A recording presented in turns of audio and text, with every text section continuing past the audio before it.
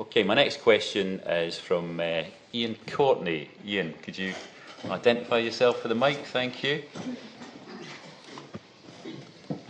Over the last 2 decades, considerable political and tax-funded capital has been invested in fostering relationships between the worlds of Welsh academia and business. What do you believe are the major successes of this approach to public policy? Thank you. Graham, I suppose you've been in public and private sectors and academia. What do you think have been the successes, if any, of the work that's been done up to now? There certainly has, as Ian says, been a lot of government effort put into stimulating these links.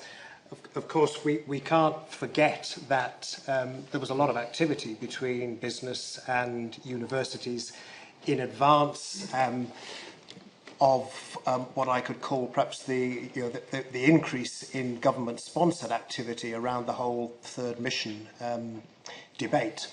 I started working with universities myself globally in the early 1980s, long before the days of third mission, when it just seemed entirely natural that business would work with universities in a mutually beneficial research way. Business might sponsor research which benefited the university. The business itself would benefit from, say, licensing technology. And I think one of the problems that has come from the whole third mission strategy is that you tend almost to cause academics to separate in their mind the research activity from the third mission activity, where, to my mind, teaching and research, is, if you put them together, that is almost the third mission activity. And I think this strategy is partly distorted, the way that universities approach that.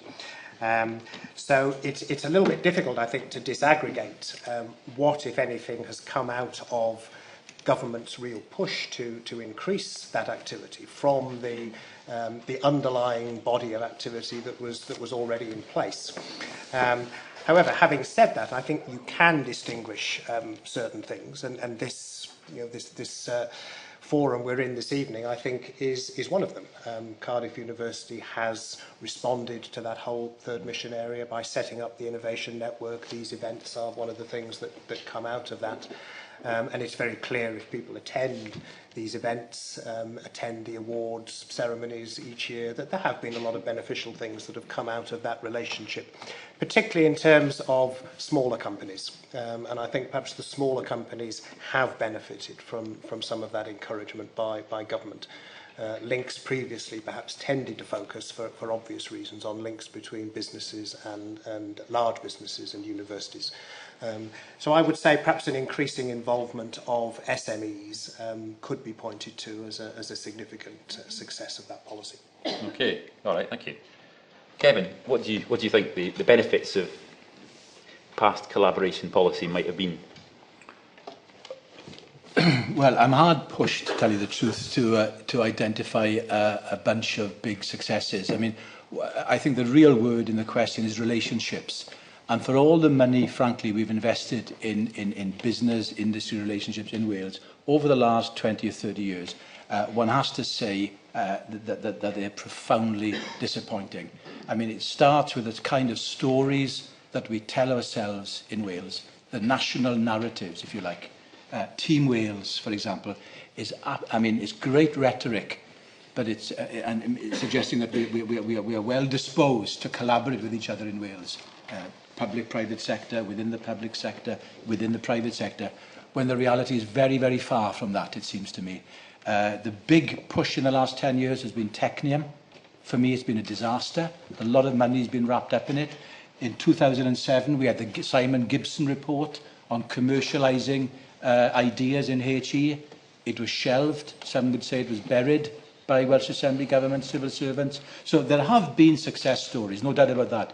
But I think we'd be missing the big picture if we didn't say we've got to be frank with each other here and come out and say it's been a profoundly disappointing result given all the investment that's been put into it. And we need to pay more attention to the quality of relationships between academia and business, and less about money. I know money drives the system, but it's about the quality of the relationship. That's what's been lacking right across the board, to my mind. David, what do you think the benefits, if any, have been of the decades of collaboration and investment we've had, have been? I recognise what Graham said, and I recognise what Kevin said. You know, there are 120 people registered to be here tonight, about 80 people in the room.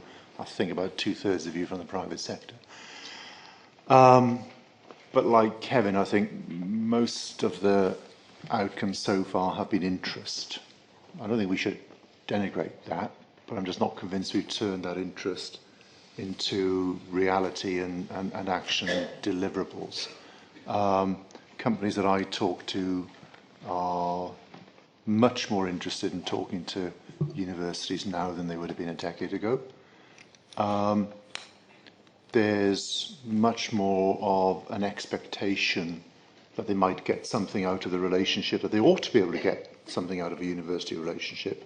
Whereas 10 years ago, I think particularly the middle and small-sized businesses would have just assumed it wasn't for them.